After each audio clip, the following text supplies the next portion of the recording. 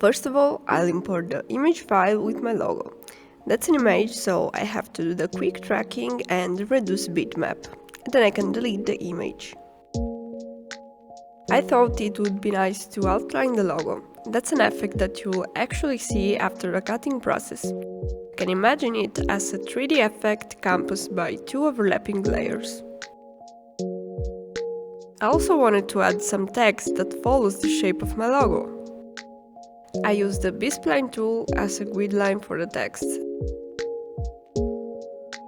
Then I selected both and placed the text on the path.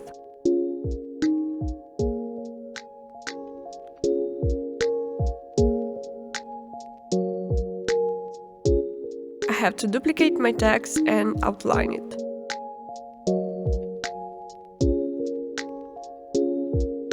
I'll convert it into curves and separate the outline from my text. That I will delete.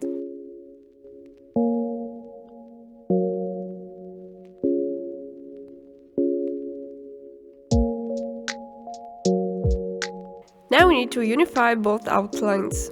That will create a really nice 3D effect, you'll see. Then I'll position my text on top of the base. Separate my first layer from the second one so that we can cut them into phases. Here we are. Our file is ready to be imported in the cutting machine software. I'm sure you can do it with your logo as well, but if you can't, following my process for some reason, just write it down below in the comments and I will try to help you.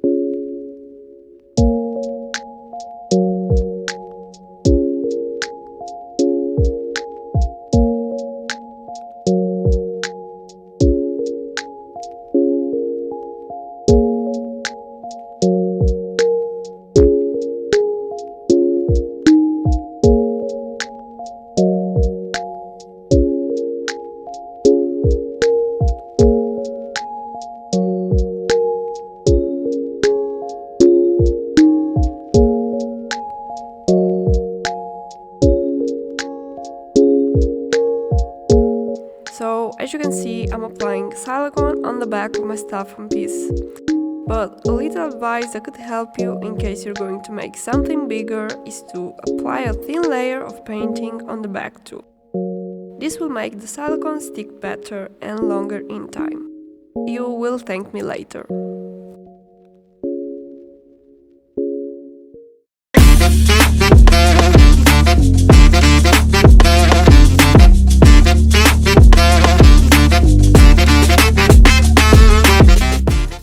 Thank you for watching. If you have any question, you can write it down below in the comments and I will answer you. You can also write us about what would you like to see in the next video. Bye!